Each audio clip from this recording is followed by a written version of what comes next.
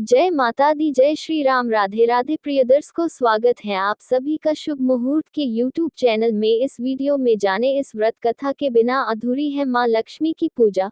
धन की समस्या होगी दूर, ऐसी और जानकारी के लिए चैनल से जुड़े रहे। वीडियो लाइक शेयर करें, चैनल को सब्सक्राइब जरूर करें। सुने व्रत कथा। सनातन शास्त्रों में निहित है कि चिरकाल में राजा बलि का वर्चस्व तीनों लोक में फैला था।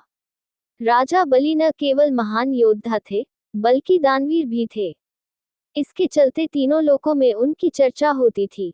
इसी दौरान राजा बलि ने स्वर्ग पर आक्रमण कर इंद्रदेव को पदच्युत कर दिया। सत्ता छीन जाने के बाद स्वर्ग नरेश इंद्र यत्र तत्र भटकने लगे थे। उस समय इंद्र की मां अदिति, जगत के पालनहार भगवान विष्णु के पास पहुंची और अपनी आप बीती एवं मन की व्यथा सुनाई। मां अदिति को दुखी देखकर भगवान विष्णु बोले, हे माते, आप बिल्कुल भी चिंतित न रहें। भविष्य में मेरा जन्म आपके गर्भ से होगा। उस समय इंद्रदेव को पुनः स्वर्ग की गद्दी मिल जाएगी। अतः आप प्रसन्न होकर जाएं और सही समय की प्रतीक्षा करें। कालांतर में मां अदिति ने भगवान विष्णु की कठिन उपासना की। मां अदिति की भक्ति से प्रसन्न होकर भगवान विष्णु वामन रूप में अवतरित हुए। काल गणना के अनुसार भाद्रपद माह के शुक्ल पक्ष की द्वादशी तिथि के दिन वामन अवतार रूप में अवतरित हुए थे।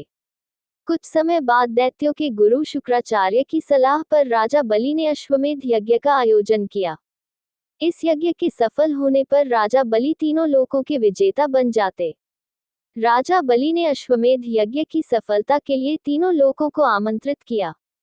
आमंत्रण पाने के बाद भगवान विष्णु भी वामन रूप में पहुंचे। वामन ब्राह्मण का राजा बलि ने आदर सत्कार किया। वामन देवता के लौटने के क्रम में राजा बलि ने दान देने की इच्छा जताई। हालांकि वामन देव ने दान लेने की सहमति नहीं दी। इसके बाद पुनः राजा बलि ने दान देने की बात की। तब वामन देव ने 3 पग भूमि ही मांगी। ये सुन राजा बलि मन ही मन मुस्कुराने लगे और मानो ये तो कुछ नहीं है, ऐसा सोच तत्क्षण देने की बात कही। तब भगवान विष्णु ने एक पग में भूमि तो दूसरे पग में नभ माप लिया। तीसरे पग के लिए भूमि नहीं बची तो राजा बलि ने अपना मस्तिष्क भगवान विष्णु के पग के नीचे रख दिया। भगवान विष्णु के पैर रखते ही राजा बलि पाताल लोक में जा पहुंचे।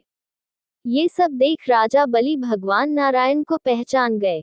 तब भगवान विष्णु ने राजा बलि की भक्ति से प्रसन्न होकर वरदान मांगने को कहा। राजा बलि ने भगवान विष्णु को अपने साथ पाताल में रहने का वर मांगा। भगवान विष्णु ने राजा बलि के वरदान को स्वीकार कर लिया। इधर इंद्रदेव को स्वर्ग का सिंहासन प्राप्त हो गया। उधर भगवान विष्णु के बैकुंठ न लौटने पर मां लक्ष्मी चिंतित हो उठी। जब उन्हें भगवान विष्णु के पाताल लोक में रहने की जानकारी हुई, तब मां लक्ष्मी रक्षा सूत्र लेकर पाताल लोक पहुंची। वहां राजा बलि को रक्षा सूत्र बांधकर अपना भाई बना लिया। इससे प्रसन्न होकर राजा बलि ने वर मांगने को कहा।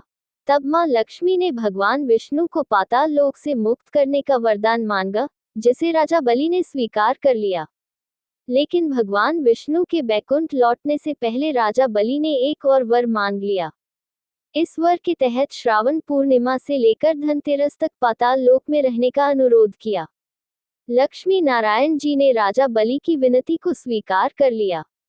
इसके बाद जब भगवान विष्णु एवं मां लक्ष्मी बैकुंठ लौटे तो दीप पर्व दिवाली मनाया गया। कहा यह भी जाता है कि धनतेरस से लेकर दिवाली तक अपनी बहन मां लक्ष्मी की पूजा करने का भी वरदान राजा बलि ने मांगा था। इसके लिए धनतेरस से लेकर दिवाली तक मां लक्ष्मी की पूजा की जाती है।